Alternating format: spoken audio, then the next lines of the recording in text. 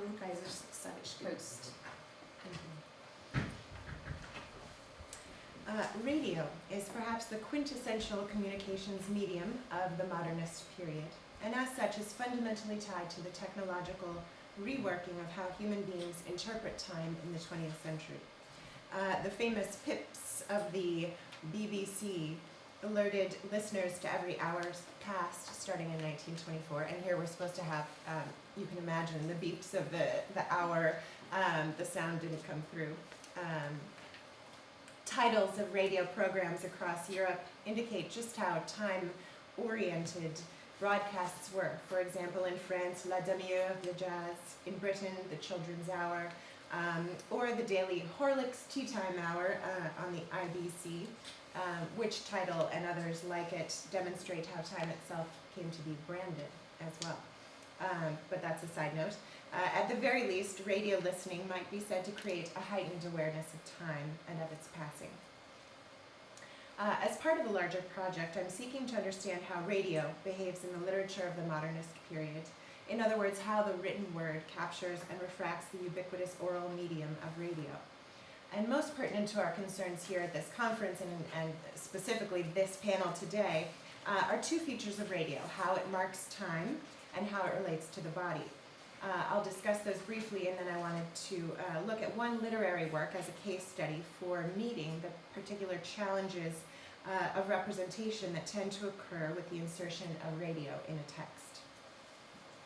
To begin, as I've already started to indicate, we can characterize radio time as highly regimented, given that it uses technological means to organize sound and time. This was even more the case by the 1930s, which is the period of my concern here, when the earlier experimental days of radio's birth and the freedom of the wireless imagination, as the futurists put it, had given way to regulation and structure by governments and commerce.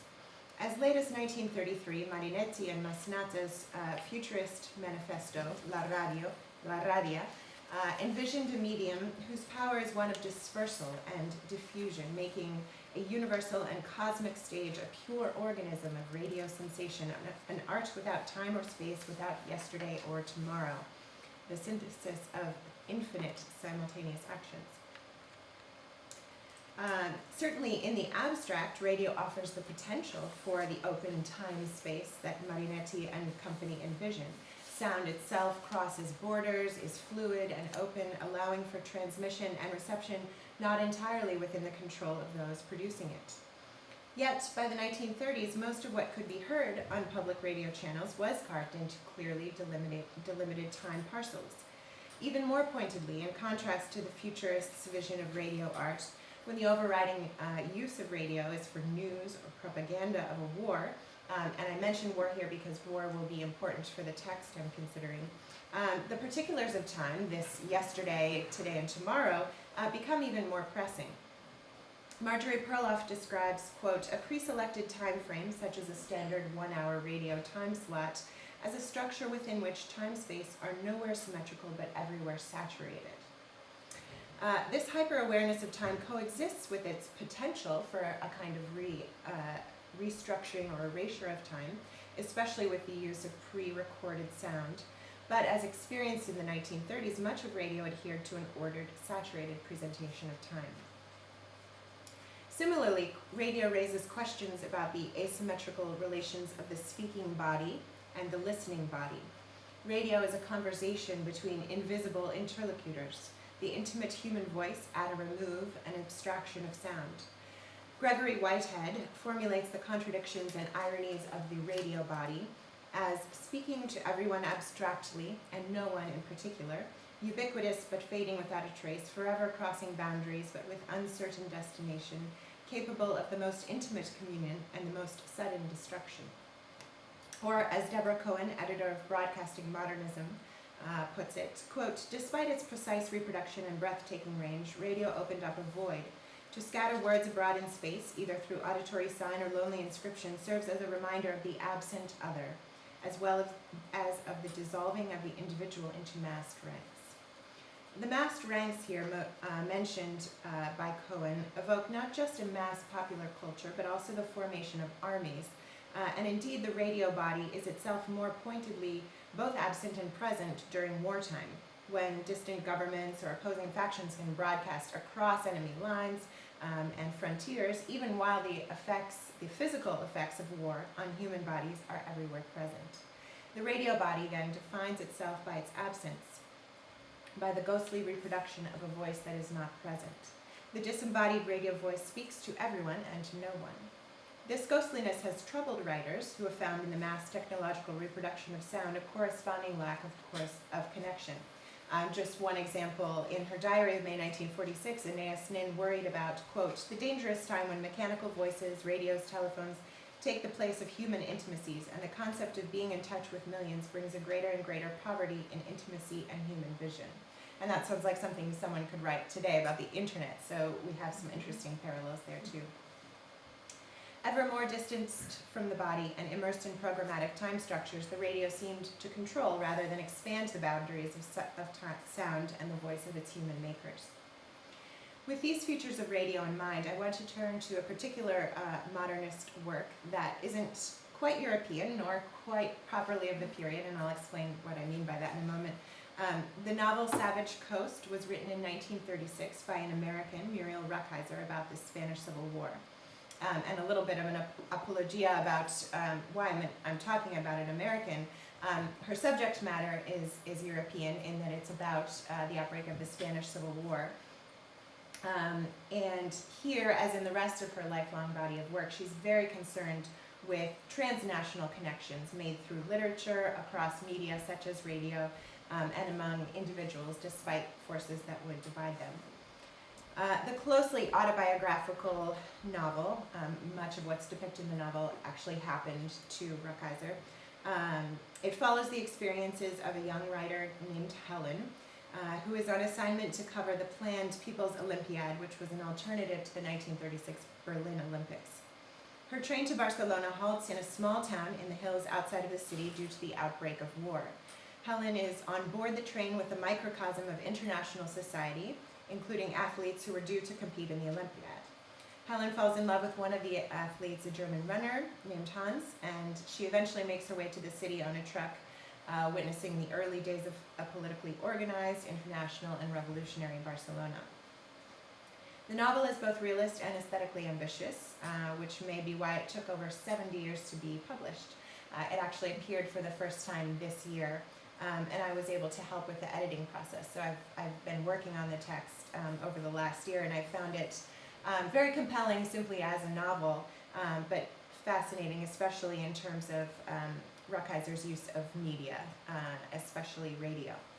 I turned to this novel because I think it helps us think through the literary representation of radio time and the radio body, and opens up inquiry into other works of the period. This is sort of part of a project that I'm beginning, so I'd be also really interested to hear from any of you afterwards or in other breaks of other works that you know that really used radio in a compelling way. Rukeyser's novel pushes against the features of radio time and the radio body that I've discussed. This resistance may be due in part to the wartime setting that would highlight their paradoxes, but also in part because Rukeyser's project, typical of her work, dismantles many of the dictates society has given her, whether in terms of gender, political, or literary expectations. Radio is a ubiquitous presence in the novel, constantly forming part of the oral landscape, almost like an additional character. Rather than a time-ordered, disembodied radio, she presents a fluid, embodied portrait of how its sound interacts with and works upon human action. And indeed, this might be one reason, combined with her frank portrayal of political and sexual experience, that her editors very dismissively rejected the novel, calling it capital B-A-D, a waste of time. So she was roundly rejected in the 1930s. To start, as a counterpoint to the novel's fluid representation, I'll start with a more linear description of radio in another text that Rukeyser wrote about her experience.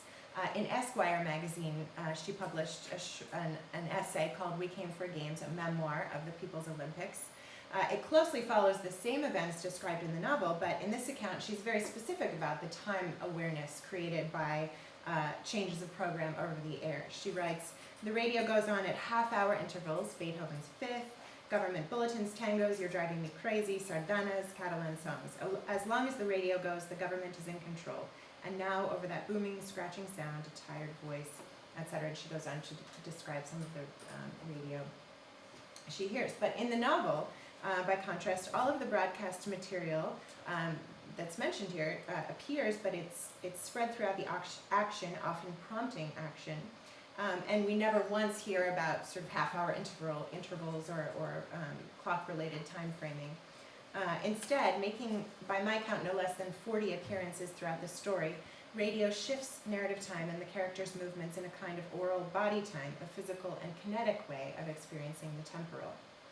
I have a couple of photographs here that Rukeyser herself took in Montcada, the town where she was, and in Barcelona. Her son, William Rukeyser, sent them to me, so they're just some interesting visual analogs to what she writes about. So because it's first mentioned in the journalistic piece, I'll turn to Beethoven's Fifth when it appears coming from the radio in the novel. This is how we read about it in the novel. The radio turned on savage loud in the cafe, shaking the entire street. The music walked through, mastering all motion. Beethoven the Fifth coming tremendous on the scene. Here, the word Rukeyser uses to describe the radio sound is savage. Notably, this word also appears in the title of the book as the translation of the place name Costa Brava. Thus, it has a double tie to the geographical setting of the novel as well as the bodily jolt that it creates. Rather than marking the half hour as we read in the Esquire essay, here the music marks space and kinetic time. The music from the radio walks through, mastering all motion, affecting the drama of a mother trying to prevent her son from leaving, and I won't read that, but you can see it here on the screen. Again, rather than clock time, the radio marks movement time and propels the action quite literally coming on the scene as if an actor in a play. The striking language used to describe music and radio here and elsewhere in the novel is even more pertinent, given that part of what attracts Helen to Hans is the way he walks. This is even before she realizes that he's an athlete and a runner specifically. The first time she meets him, she comments, "He walks well," and later, quote, "His walk was as balanced as before. He was master." The identification struck her. Rukeyser thus uses the same language for the radio music as Helen uses to describe Hans. His mastery of movement in particular draws Helen's attention because of her own impediment. She has hip pain, a recurring disability that isn't quite explained, but that often causes her difficulty in walking. So contrary to a radio that is distanced and disembodied, the radio sounds that surround the characters are tied to the very dichotomy of athleticism and disability that mark the two main characters. Again and again, in the novel, the radio masters motion by accompanying and propelling changes of position, pauses in motion, and other triangulations of the characters. Just to use a simple example, the first appearance of radio in the novel follows simply them walking up the street. She walked up, entered the bright crowd, hearing the foreign calls after her, the disjunctive music of the radio, the receding station noises. The street ended immediately. Narrative time, physical time, and geographical orientation feature here rather than clock time. The disjunctive sound of the radio follows her and places her whether in the station or the street or in a crowd. And to give another example, they turned into the main street where shadows were beginning to fill the doorways. The loud radio could be heard turned on full blast in the cafe. Or another, a radio roared a sentence, shocking the train into full attention, and then digressed into a soft tango, the notes played sliding and loose, the jar and ripple of music reassuring everyone. The woman turned. Radio often seems to literally pivot the characters, turning them. First it's roar, and then a jar and ripple, set rhythm for characters that creates a physical rather than cognitive temporal awareness. Some of the most powerful forces at play in the novel seem to be affected by the radio, including politics itself and the movement of the train. The government's fate is tied to the radio, given that the sound of the political leaders on the radio means that they're still in control of the broadcasting station. One of the characters tells the other, "It's the radio. That was an order from the government in Barcelona. As long as the radio goes, the government is in power. The fascists have attacked the radio station several times today." And in that quotation I've just said, Rukeyser uses the same sentence as in the Esquire piece that we looked at before. as long as the radio goes, the government is in control. So we have a connection there between the political reality in wartime and the existence of the radio sound. And finally, the radio even seems to propel the train itself. It has been sitting for a very long time at the station over the course of several days, and the characters discover that the train has moved, and that discovery is accompanied by the radio. "It's moving, it's gone, look," the French girl yelled. "There's nothing in the station." The radio was playing, and then some lyrics from a song. "They all came slowly down the middle of the street. The cafe sank back as the radio let out one final wrench, and the record was heard scratching in Barcelona. Someone lifted the needle, and it stopped." The train, that other modern chronotope, finds its motion mirrored by the radio's sound, and in turn by the character's progression down the middle of the street. We have the stopped record as well as the stopped train echoing one another. The novel closely links the oral presence of radio to physical time, offering an answer to the problematics of the radio body. Rather than the absence of the other, the radio seems to be humanized, even excessively so. The radio hoots and roars, whines, yowls, shouts, and speaks. Sound is physical, both produced in a bodily way and felt in a bodily way.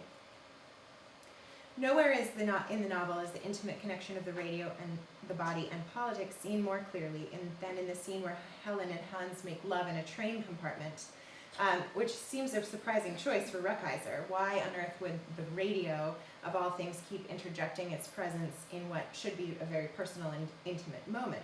Yet I think that her deliberate inclusion of the radio demonstrates clearly her wish, first, not to ignore the ways in which media infuses modern life, and second, to transgress the boundaries of personal and public, making the mechanical, time-driven organization of radio into something embodied and movement-driven. And it's a long scene, so it goes over several pages, but I've excerpted some pertinent moments here. The scene begins with an impressionistic melange of political imagination, physical desire, and geographical placement, with, of course, the additional element of radio. The torrent, mountains demand, steaming night, marble black, daring to sweep away, daring to answer, to announce, to find. A radio promulgation, night manifesto, and the fierce country blazed across the brain. Everywhere, Rukeyser insists on the interlinkage of the character's grounding location, the savage coast, so we have the elements of the fierce country there, the cliff, the sea, etc., with political affirmation and embodied experience. Her stalled train trip to Barcelona is as much one of political discovery as sexual discovery.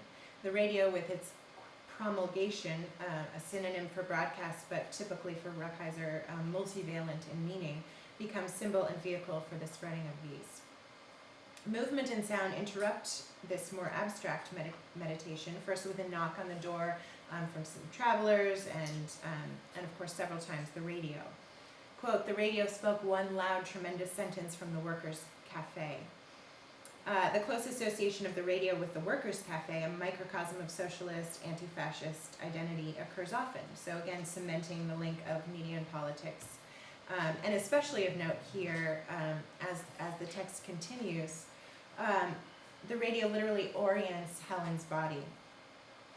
Even in the midst of their lovemaking, she's actually laying on the bench of the train compartment. She looked up as the radio stopped, turned her head up and backward, seeing at the end of the arc the blonde small blossoms on the flowering trees.